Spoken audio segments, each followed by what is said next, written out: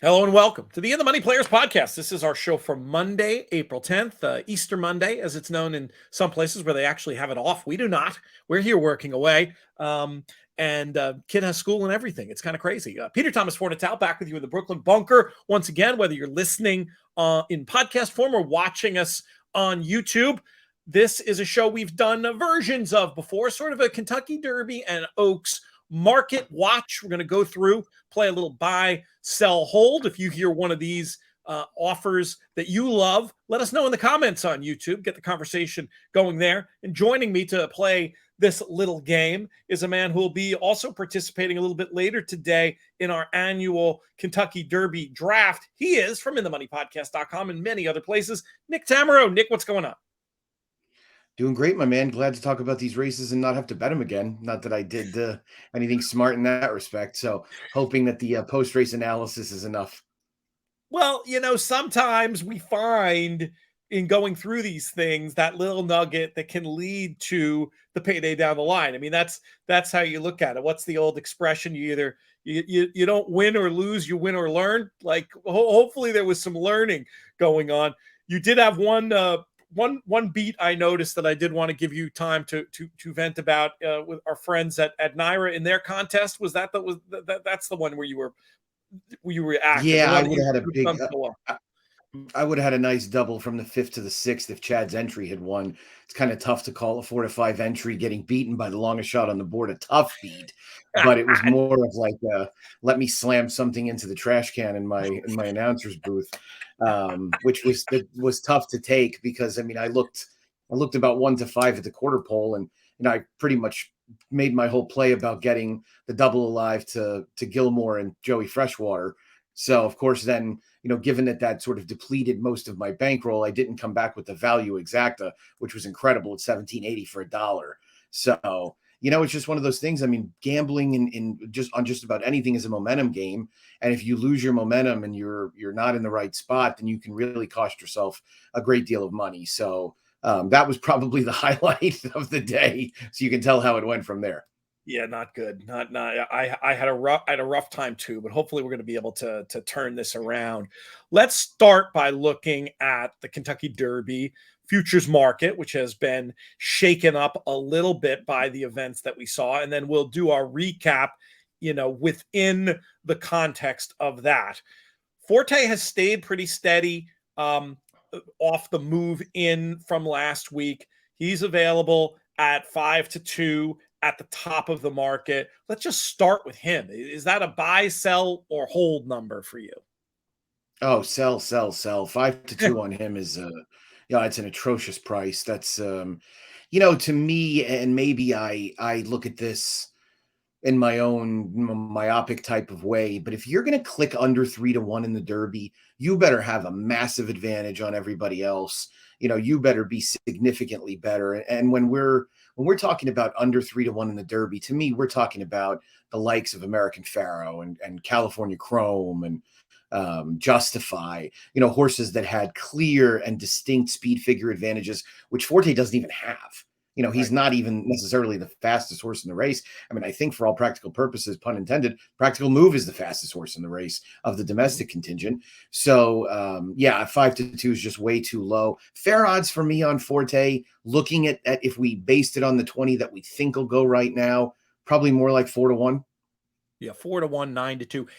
He'll be longer than 5-2 on the day, almost 100%. So this almost is a sell. This is a sell all the way, even if you want to buy it back later. The way we play this game, I think we are in agreement. He goes with a big chance. I mean, 4-1, 9-2. These are numbers in a 20-horse field that represent a horse that goes with a great chance. Just a little bit too much love in the anti-post market for this horse, who did not have some breakthrough speed figure top. It's hard to know exactly which way he's going. Certainly goes as a big contender.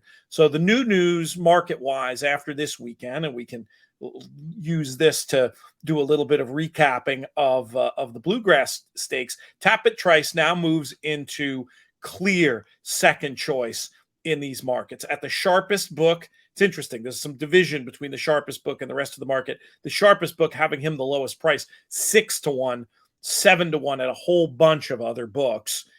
Where do you, first of all, where do you stand on that number on Tapit Trice? And then give me your thoughts on the race. I like the race he ran very much. I thought that he was significantly more into the bridle early, which is good. That's a good thing to see.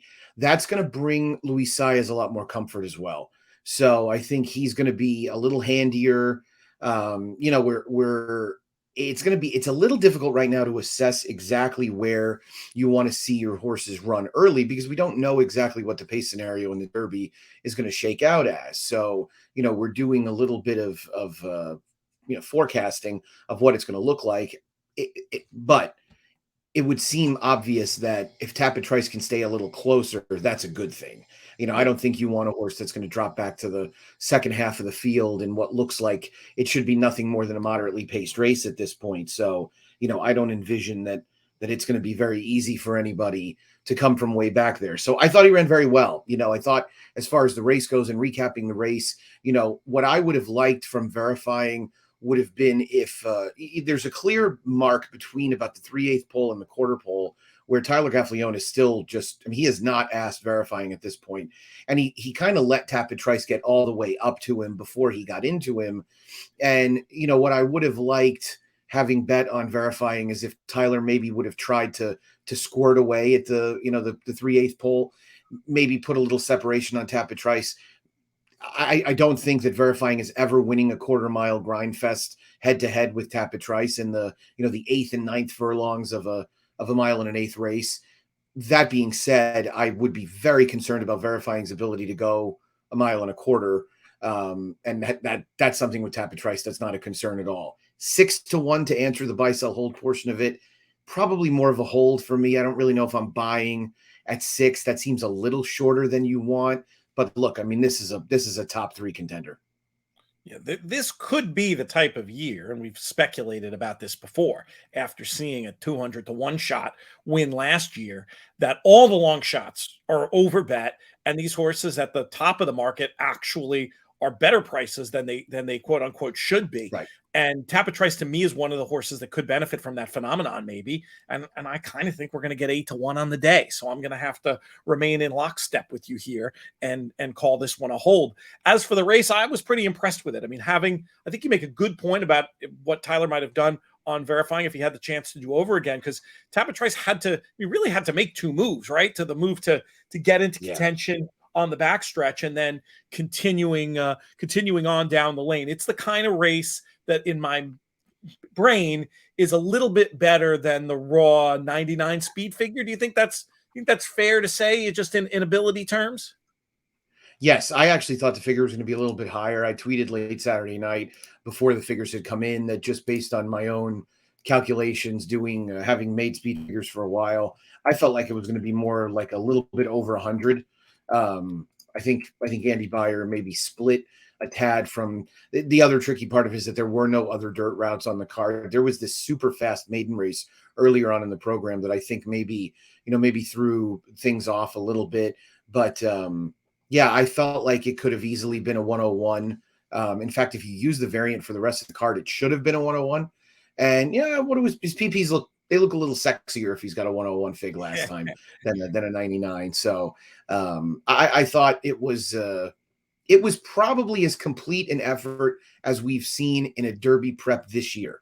I think it's safe to say, mainly because he overcame some adversity. He moved multiple times. He went wide. You know, there was just a lot that went on that he was able to withstand. And I feel like, you know, Tapit Trice can definitely win the Derby. I wonder if we're going to get, you know, a potentially slightly troubled trip third, and then he is just going to be everybody's darling in the Belmont. I could see it.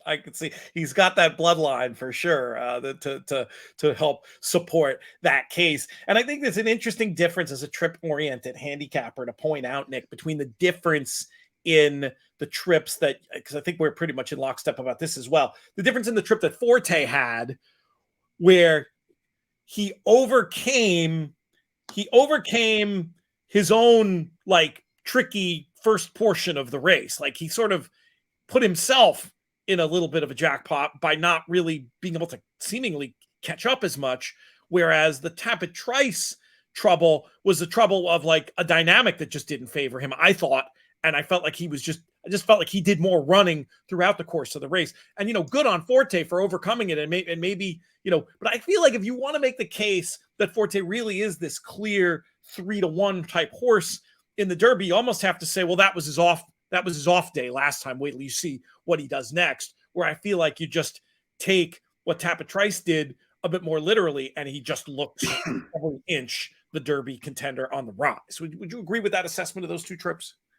I think that's fair. I don't have a strong argument against that. I'd probably fall right in line with it. They got on Timeform US, they got respectively 116 and 115 figures. Forte's was a little bit higher. That was mainly because that is a coded red pace on Timeform US. So Forte did expend a little bit more energy early. I think in the Derby, that's what's going to happen, though, right? Forte will be a little bit more forwardly placed than Tapit Trice. He'll have to be used a little bit harder early. The concern that comes up is that with regards to kind of juxtaposing these two against each other is that I don't think anybody to a man would tell you we've seen Tapit Trice's best. I think if at all, we saw his best on Saturday, right? We'll find out if that's it. That's all he has. I think we've seen Forte's best. I think Forte's best was last year in the Breeders' Cup Juvenile. I just don't know if he is that caliber of racehorse anymore. And so those are reasons why you don't want to take a short price on one that you think may have peaked already, and you do want to take a somewhat more attractive price on a horse that still has upside. Let's move on down the line in the marketplace. The old second choice, now the third choice, Angel of Empire, 10-1 at the sharpest book. Eights as low as eights at other places. What do you think of a 10-1 type number on Angel of Empire, and how does your reckoning of him change after what we saw this weekend? It's probably fair. I don't know personally if I would buy it at that price. I think it seems like the right price. I wouldn't 10 or 12 probably is somewhere where it needs to be. So much of this, and I'm sure we'll get to this horse pretty soon, but so much of this pricing conversation depends on just how hog wild the public goes for Derma Sotogake, right? I mean, he's the horse that you could see be 10, you could see him be 18, you're probably going to be somewhere in between. And he's going to be tough to handle from a wagering perspective because we just don't know how much the public is really going to sink their teeth into. And so it seems like I'd say 10 or 12 on Angel of Empire is fair. He'd be a slight buy for me at that price. He'd be a conservative buy. I don't love his running style for the Derby. I don't love that he's blossomed into just like a big one-run closer, at least in the context of this race, because it feels like this is just not going to be a very fast-paced Derby. So that would be my only hesitation. There's a bunch of horses in this odds band, and the next one listed is Derma Sotogake, one of the two bets that I've made so far. And we'll do a little Oaks. We'll get through 7 or 8 of these, and then we'll move over to the Oaks. Obviously, we have weeks to talk about this race. We do not need to spend it all here. But Derma Sotogake, I was able to get right before it disappeared the some 22-1 there, which I feel real good about.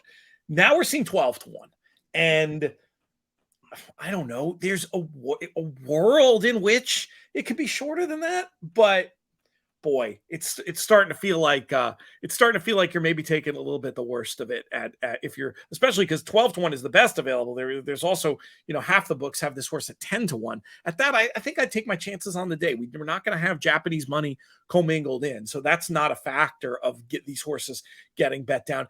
Could become a horse that everybody sort of lands on with the Japanese narrative. I don't know. It's another one for me where I'm pretty holdy at 12-1 on Derma Sotogake, even though I've bet him. But obviously betting him at nearly twice that is a very different deal. What do you think?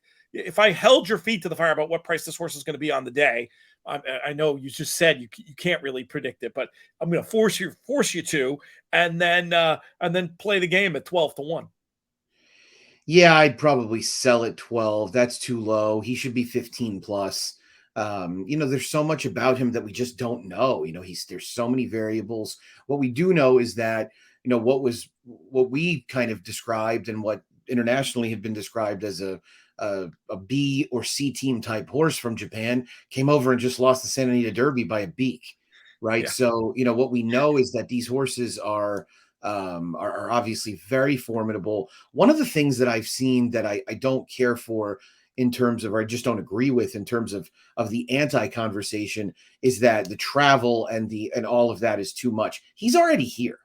Right. Right. I don't think that's a worry at all. I mean, if that horse gets beaten, it's because maybe the travails of the Derby is what gets him. The difficulty of the race itself. It's not going to have anything to do with how much he traveled. That was an argument against Aidan O'Brien horses in the past to me, because they would come in very close to the race. Right. So there was no time for acclimation. There was no opportunity to get a lot of extensive training over the surface. He's already been on the Churchill Downs surface 3 days. Right. So, I mean, now the thing that's going to be interesting to me, and I'm sure we'll talk a little bit more about this leading up to it, is that they're going to train him their way, right? And so he's going to gallop a lot. He's probably going to work very slowly. I saw a little bit of chatter last week about Mandarin Heroes half at 53-3. They don't train like us. So I guess, my point with all of this is that from 2 weeks out in, you're going to have Tapit Trice show up, and he's going to work like a champ because he's a great workhorse. Forte is going to work well because he's a good workhorse as well. Every Brad Cox horse works well. Yep. So that to me might be the situation where his odds start to drift up a little bit. Yeah. And that's where you're going to have some conversation about other horses that are going to take him away. I mean, this is the 4th horse we've talked about. I think there's only one more that might be a slightly shorter price than him. And so those horses all have an opportunity, I think, to have their prices come down a tad. And that's also taking out anybody else that could be in the field that might show up and turn heads a little bit. But at least at this point, I think we're going to end up getting much better than 12-1 on the day. Yeah, the more we talk it through, I think it's a sell at 12. We'll see, though. The narratives can go either way. I mean, Crown Pride had all that buzz last year, but you make a great point about this specific group of horses being a lot of horses that have the potential to, be that horse, that talking horse Derby week that we seem to see every single year. Next on the list, this horse has the widest variability of numbers on the list. That might just because one of these books hasn't updated, though, which would be kind of strange after a weekend like we just saw. Practical Move, as low as 9, as high as 14. Just for interest, and because I haven't really given a buy yet, I'll say at 14, I'd be pretty hard tempted to buy. I don't even know if that's a real number. 9, you're certainly getting into just the price kind of territory on Practical Move. But let me hear your analysis of this horse who, the public flocked to. But I have to say, among my conversations in our crowd, it was a lot of people didn't really respect this horse as an even money type going into the Santa Anita Derby. How did you feel about him going in? How do you feel about him coming out?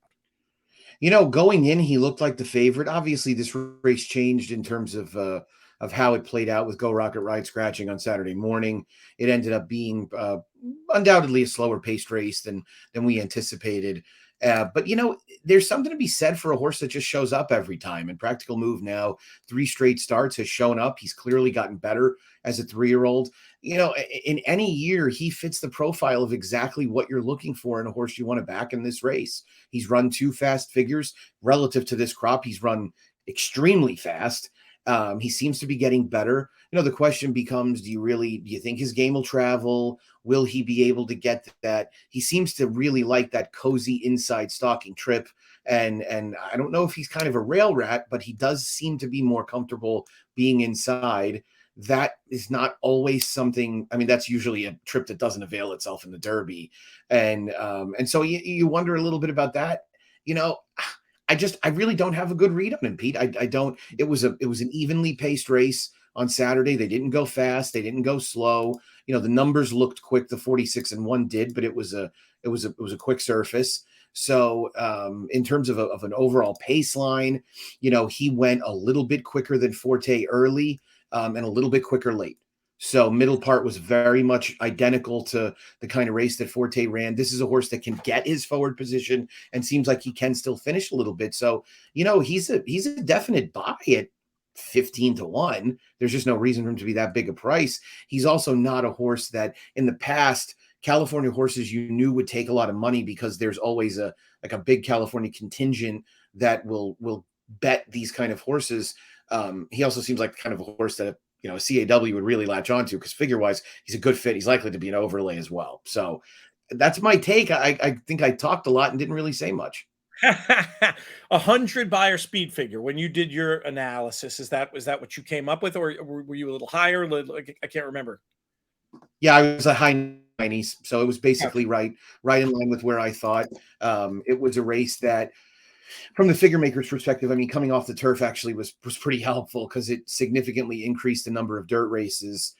There was not a race on the card that kind of stuck out as a boy that should have been, a little faster, a little slower. The Calbreds, these two Calbreds that are actually a lot of fun, Kangaroo Court and Buzz, who incidentally Kangaroo Court is another Tim Yak team trainee. They went slow, but they just murdered each other early. And so they Right. went a 43 and 4.5. And so that was the race where it was like, did they go that slow? Because they both ran 90 plus figs the time before. That's just one of those races where a final time figure is going to be significantly more affected by the way they ran. And then, yeah, I mean, it worked out very well figure wise to give Faiza that 89 later in the program, because everybody behind her fit with exactly what they had been running. She took a step forward. No one else did. And Mandarin Hero, we should talk about him here. Let me see if I can find a price. He's obviously not in the ones at the top of the market. I mean, I had sort of evaluated him as a mid 80s figure horse coming in. So, I mean, maybe I was just way wrong. I mean, we certainly have a very relevant data point that I was way wrong, but there is some part of me that wants to, discredit the form a little bit, based on that. It's hard to know. It's a hard race to know what to do with. But I mean, do you see any Mandarin Hero on your tickets for the Derby? I mean, I would certainly be willing to throw him in the bottom end of the trifecta if I dabbled in the super. I mean, at 25-30 to 1, he seems like a great fit for that. Pretty much a grindy type that did get a forward position pretty well. What I thought, and what I think augurs well for Derma Sotogake, who has a more distinct running style, is that I thought it was a great sign that this horse kept up very well early. And I mean, as far as Derby preps in this final round go, it was not a particularly fast-paced race, but as far as those preps go, it was a fast-paced race. We've not seen. I mean, the Louisiana Derby is one that you can take out of the equation altogether because the pace was just absolutely glacial. And I saw somebody. I tweeted the other day, mainly just to get the conversation started about Derma Sotogake winning the race and saying that I think he's got a pretty distinct pace advantage. And somebody said to me, Kingsbarns will keep him from having a big lead. And I told him that Kingsbarns is a tortoise. And in comparison to Derma Sotogake, he is right. I mean, he took advantage of an incredibly slow pace and a good inside in Louisiana Derby. So, with that said, I like that Mandarin Hero kept up and in what was a pretty taxing early pace and finished right. I mean, and I don't like doing this, but tack a furlong onto there, he probably wins. Yeah. I mean, it's right. It's obviously the dynamics are different, but I mean, he was finishing. Yeah, And that's something you got to pay attention to. 16 to 1 on him. I think I'm still sell at that number yeah, too low. yeah, I mean, even though, I mean, you could say, well, you just said he might go have one going longer, and I'm liking the other horse at a similar price. But it's the lack of like knowledge and body of work for me that makes that feel the case. And just, yeah, it feels like this could be a completely lost horse on the day, Totally. So Totally. He could say, yeah, he could be totally lost. He's a horse I think that could be largely forgotten. And part of it also people depend on who are the four defections that are going to get him into the field, right? And that's assuming that nobody gains points in the Lexington that's underneath where he is right now. I don't know who is looking to go there. I mean, I would, if they really covet an opportunity in the Derby, I would send Disarm to the Lexington. I know Steve Asmussen seems to never win at Keeneland, but he's a horse that it obviously took forever to get back to the races as a 3-year-old. He ran at Oaklawn in mid-February. He ran the Louisiana Derby. I get it. I mean, you'd be putting a lot into him. He'd be running 3 times in 6 weeks. But again, I mean, if you want to get there, you basically just have to run third in the Lexington, second in the Lexington to guarantee your spot. So he's one that I could see. I also I heard yesterday that Confidence Game might run in the Lexington. interesting. And that was a route that Keith Sormo took with my boy Jack, who won it in 2018. I guess. I mean, I don't know. Yeah, I don't have any clue there. The whole training him up, and now maybe we're going to run him 3 weeks before. I don't get it, but I do respect Keith Sormo as a horseman. For sure. I mean, right now, your bubble horse is Skinner, who we did not talk about before, but you can I think, tell a story about, based on the race that he ran and the middle move, and you could conjure reasons for him to reverse the form with those two from the Santa Anita Derby. But he's 20, and then you got a bunch of horses in here, that would be a third in the Lexington away from being able to crack the field. So we're not going to really know the composition of the field until after next week. It sure sounds like. What did you think of Skinner? Did you have any reason to were you with me on what I was saying, that trip-wise you could certainly put him in the conversation with those two? Yeah, I mean, look, he missed it by what, a neck. So he's a horse that I think is getting better. His running style always makes him vulnerable. He doesn't really finish the way I'd like for a horse that I'd want to I'd want to back a little bit more. But there's something there. There's some talent there. I don't think they've tapped into the extent of it. Maybe he's a horse more for the second half of the year. The problem is John Sheriffs is going to run him in all of those boring, meaningless West Coast races. Not to insult our friends on the West Coast, I love California racing, but the Los Al Derby and the Shared Belief and races like that. So I hope that's not the case. I hope he runs better if given the opportunity. I imagine they'll run. There's only two horses in the top 20 right now that I can see not running because their connections opt not to. And my prediction on that would be Rocket Ken and Blazing Sevens. I don't think that Chad Brown is going to run Blazing Sevens in the Derby. I don't see how he makes up the 6 lengths between him and Tapit Trice and Verifying from the other day, unless those are connections that just tell him, hey, we have enough points, we're running. And Yes.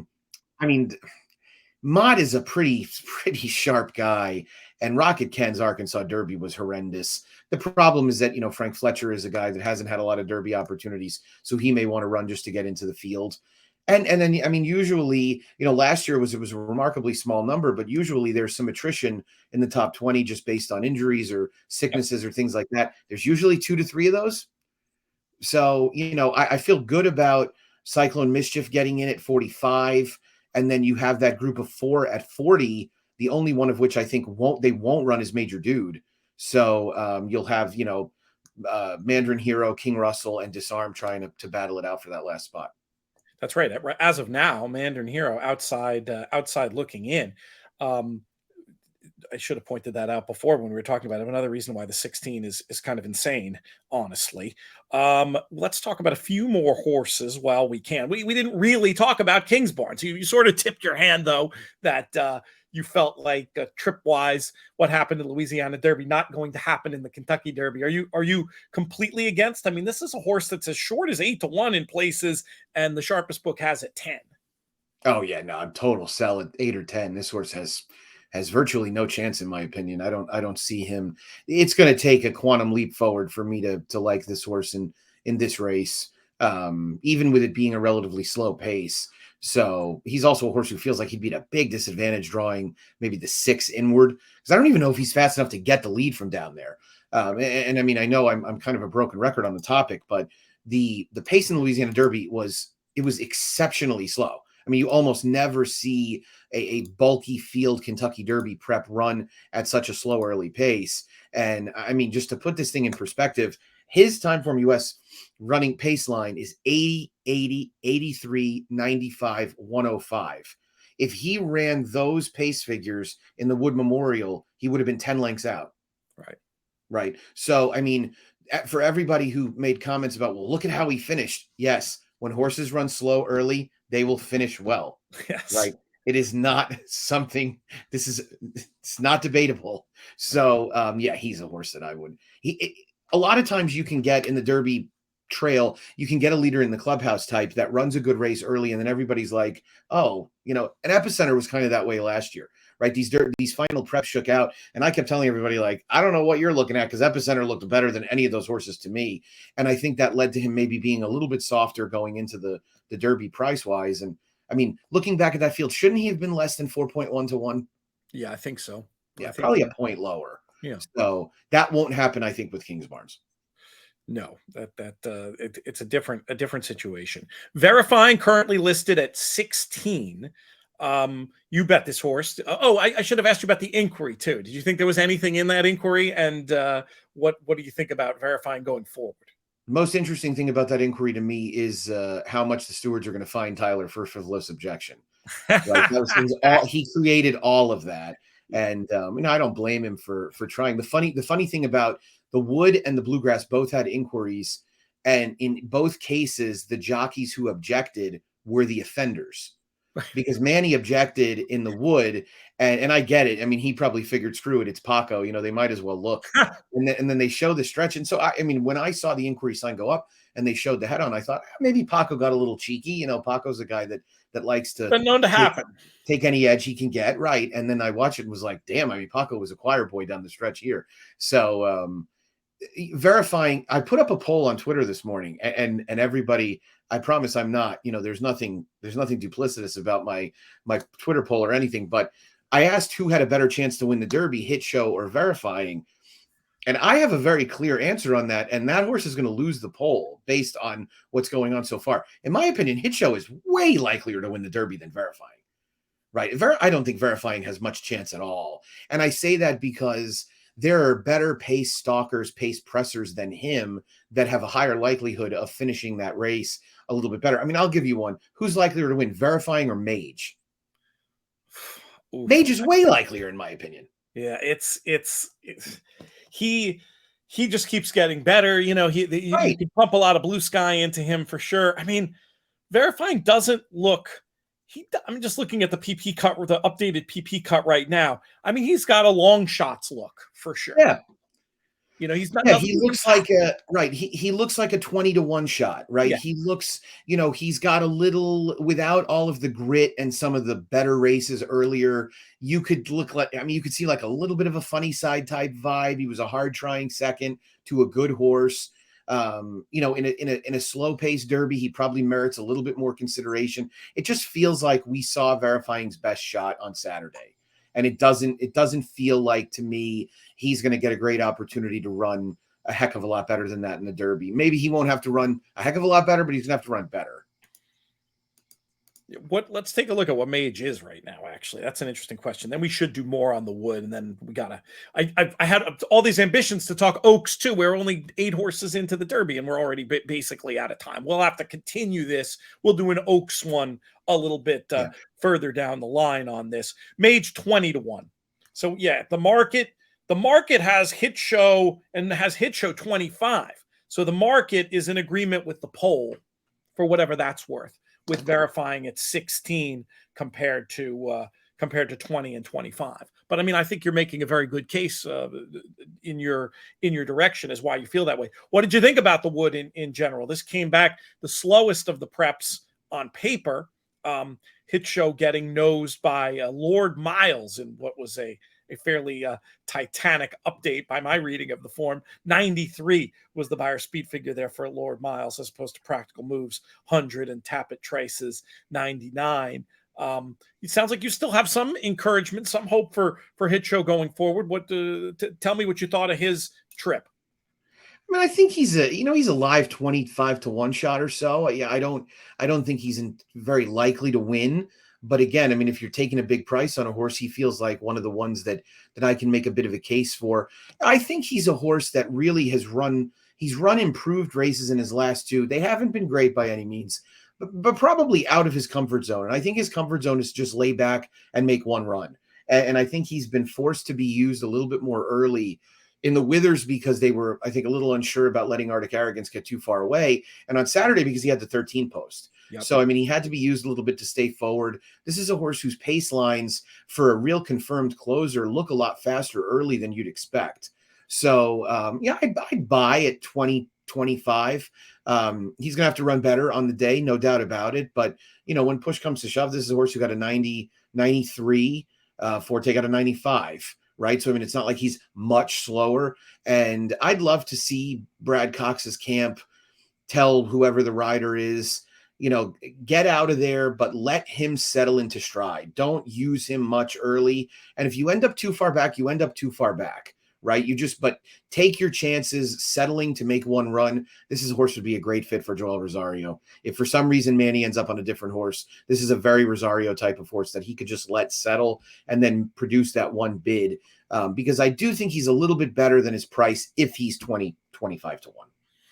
We should talk Lord Miles while we're here. The market actually has him shorter pretty much across the board, 20 to 1 for the Kentucky Derby. Was this a one-hit wonder situation? Do you see him potentially having an impact? He ran well. It's hard to poke holes in the race that he ran. He was never really all that far back. He finished up.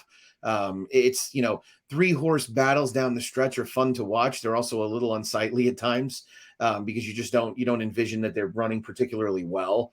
But I do think he ran a credible race, and he's a deserving price in the Derby. He's going to have to run quite a bit better, but he's a horse who I think did have. It's funny, I was talking to Andy Sterling Saturday morning, and he told me that he liked Shadow Dragon, and he made the case for Shadow Dragon that he thought he was inside in the Fountain of Youth, and that hurt because the rail was bad. Lord Miles was inside too. And was one that just got a little overlooked because he really hadn't run particularly well in a while. So, do I think he's a very likely Derby winner? No, but I do think he's not the most uninteresting 25 to 1 shot. Yeah, I think that's all fair. My lean would be against based on the overall reading of the form, though you do make an interesting point about the Florida race. We'll speed round the others under 20 to 1 here, and we'll get to the Oaks next time. 2 Phils sitting there right in this same group of horses at 20 to 1. He's got some fast figures. He might be the leader in the clubhouse type that you want to give some consideration to. That's just been a little bit forgotten. So yeah, he's got a good race over the track. The other variable that you have with him that he's probably helped by is if it rains. He's a horse I think that's going to be a move up in the slot based on the way he won the Street Sense last year and comes in off the synthetic effort that was very solid. So yeah, I would say for me at 20, he's a buy. Yeah, that's pretty interesting. I mean, that was a pretty quick race in the Jeff Ruby too. I think the official figure was 101, and yeah, it felt like if the 101 was wrong, it was too low, right? I mean, wasn't it that? I think it was that type of number. So we'll see how it works out. Another horse that could conceivably get a bit lost, but I don't mind that price. That's not crazy. Mage we talked about already, 20 to 1. I mean, my gut says I want more, but this is a horse that you can definitely tell a story about based on, how much he's done in his limited 3 races. I mean, the horse he's yet to run like a truly fast figure, but he's done a whole lot of running. Yeah, that's exactly the story, right? Is that he did the most running of anybody in the Florida Derby, given that he was just out of the gate so poorly, didn't have much of an opportunity and made that huge move around the turn. If you're long-term buying, you're probably looking at Mage. This is a horse who I think still has a lot of room to move forward. So I have no argument there. Well, this is the first of many, many conversations we're going to be having. Actually, it's not even the first. We've been talking about it all year, but the first since we have a pretty decent idea of what the field is going to end up being. But we'll have chances to come back to this. Nick, you'll be joining later on for our Kentucky Derby draft. That'll be fun. It's always tricky getting down to those 4th round picks. Trying to do some guesswork. It's a contest that's been won in a number of different styles over the years. That'll be me and you, as well as Michelle Yu and Naomi Tucker joining us as well. So that should be fun. Any closing thoughts from you before we send home for this slightly abbreviated version of the show? No, it's a good weekend all in all with the exciting Derby preps. And so now we're headlong into the first Saturday in May. Not much left. Let's get it. It's going to be fun to be talking about, and hopefully we can come up with some winners along the way as well. Nick, we'll thank you one more time. We'll thank our founding partners, 10 Strike Racing and the Thoroughbred Retirement Foundation, going to be doing some fun events with TRF down in the area of Louisville Derby Week. You can read all about that and hopefully come join us for a drink. TRFinc.org/players is the best place to get information about that. This show's been a production of In the Money Media. Our business manager is Drew Coatney. Our chief creative officer is Jonathan Kinchin. I'm Peter Thomas Fornatel. May you win all your photos.